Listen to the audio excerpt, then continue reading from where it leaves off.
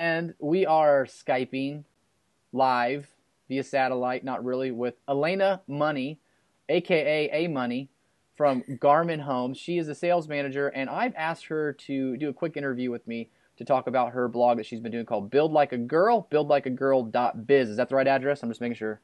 Yes, buildlikeagirl.biz, B-I-Z. And so I was really attracted to this. It was obviously shared with me via Facebook, and I was instantly pulled in by the great conversational tone and the funny jokes and the personalities coming through. But what I immediately noticed was, wow, this is a great case study and a great example of what blogging really should be in getting some information out there. So again, I've asked asked for her to be a part of this, and we'll kick right off into questions. So, Alaina, Yes. tell us a little bit about what Build Like a Girl is, the story behind it, and why you switched from selling for a moment, being a sales manager, and building a house.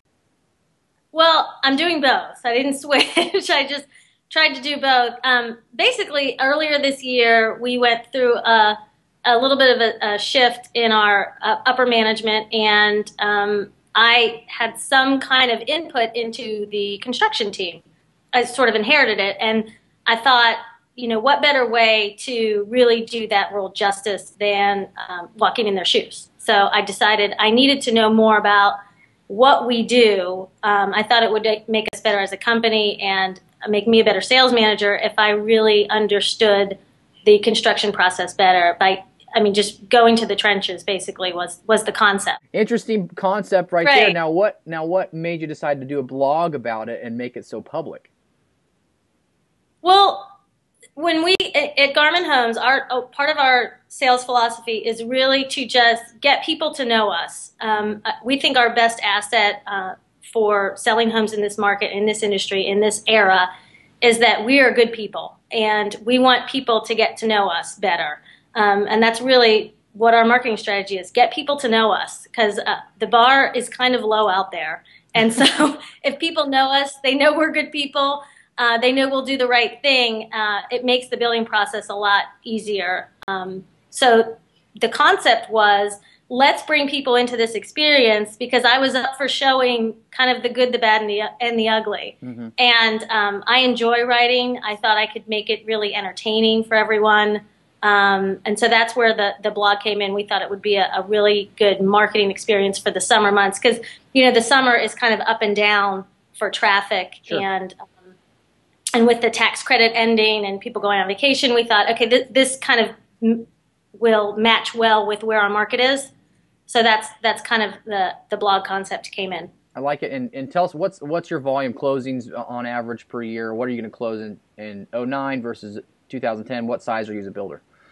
We're about a 40 unit builder per year. Okay, so probably not last year and this year, about the same. Not a huge marketing budget, obviously. No. I mean, that's the other part of the blog. It's free. The blog is free. You just have to be willing to put it all out there, and sign yourself up for a fair amount of unknown. Right. So that part is really great. And Mike, who's my boss, who's our division president, he would say, this is great. This is free. So right. That's what they all say. How much does this cost? It's free. Right? Yeah, sign me up. No, that's great. But obviously your time is not free and your passion is not free, which you can tell there's a lot of passion in the blog. So I think that's a big kind of disclaimer. Unless you have someone who's passionate behind it and who's going to take the time and be consistent, it's never going to be a success. While the tool is free, there's cost involved in that. So tell me a little bit, what's the feedback you've gotten so far from customers and people who are seeing the blog? Let's start with customers first, specifically, your potential target audience. Customers are really enjoying it. It's kind of funny. And, at this point, I don't know really there are a lot of people reading it. A lot of people who I work with in this industry have shared it. And basically, Jim and I spent a weekend emailing as many people as we could think of, and really called in a solid favor. I mean, you have to ask, you have to close people on, please read this. I want you to read this. It's important to me that you read this and follow this journey. Your opinion matters to me. You have to have the ask. And then those people have been sharing it with other people. And so my greatest joy is if I go on Facebook and someone has shared my link to my blog, and then I click on the comments and it's people I don't know, and they're, raving about the blog. I consider all of those people potential customers. Right. They either know somebody that's going to buy a house, or they are going to buy a house at some point. And I want to be the person that they seek out when that time has come. But the reaction has been really good. I mean, people really love to follow it. And one of the comments that's my favorite, someone said, it's so different hearing it from the builder's perspective. A lot of times my husband and I have this discussion about, he'll say, well, it should just be that easy. Why can't they just do this? Like, even if we're at a sushi bar and he wants a different fish and they're like, we can't make that change.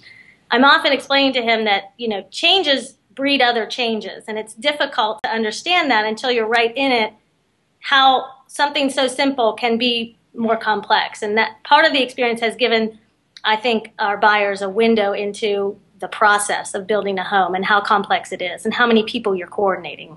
Right. Well, and it's coming from kind of like your perspective. If they were to go build a home, it'd probably be at the same level of knowledge. Obviously, you have a little bit more building knowledge, but the specific intricacies you're learning as you go too. So they're learning along with you. Absolutely. And it's obviously something that can be reused down the road. It's not just one and done. I mean, this is something where if you package this right and say, hey, you want to learn a little bit more what it's like, here's 50 blog posts. Or how many blog posts have you done so far? I don't even know. Probably at least 20 plus, right? I think it's closer to 40. Whoa! So probably it's almost every night. I mean, it's rare that I wouldn't do one a night. Yeah, you've got during the work week. Exactly. You've got a book basically, right? Yeah, I do. So that's good. I mean, that kind of led to my second question about how do you get the word out about the blog. So it's just be in the streets. I mean, sending out the personal emails, getting people excited. Obviously, a blog is like a website. It's like anything. Unless people know about it, they're not going to take action on it. So I think that's some good advice, because it just doesn't. You don't just put it up and it magically spreads all over the internet.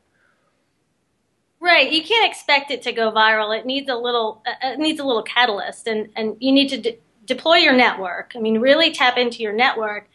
And then also, it has to be worthwhile to read. I mean, it has to, if I just posted every day, step 1, call the framers. Step 2, go and check on the framers. And I mean, it has to be more of a story that people can follow. That's more, it's less about the house and more about the experience. Right. Steph, what's been your favorite post, or has gotten the most reaction as far as humor level?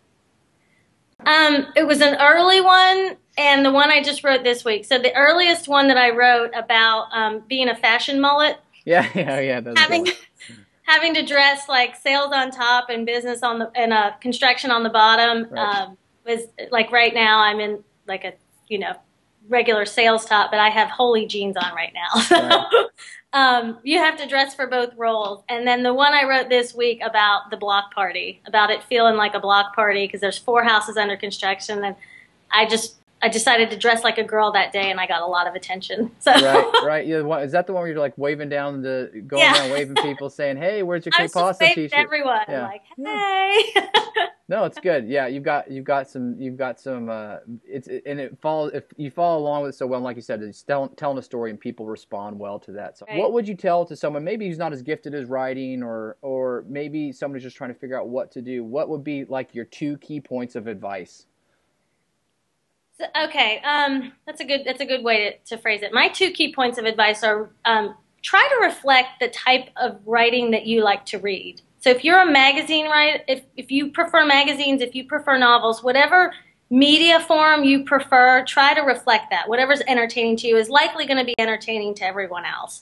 And pick the right partner. Jerry, who builds with me and is showing me how to build, is the right person for this project. And he and I are a good combination. It's like any relationship. This could be disastrous if it was the wrong person, if we were mismatched. Right. So I would pick someone who is as okay as you are with the transparency.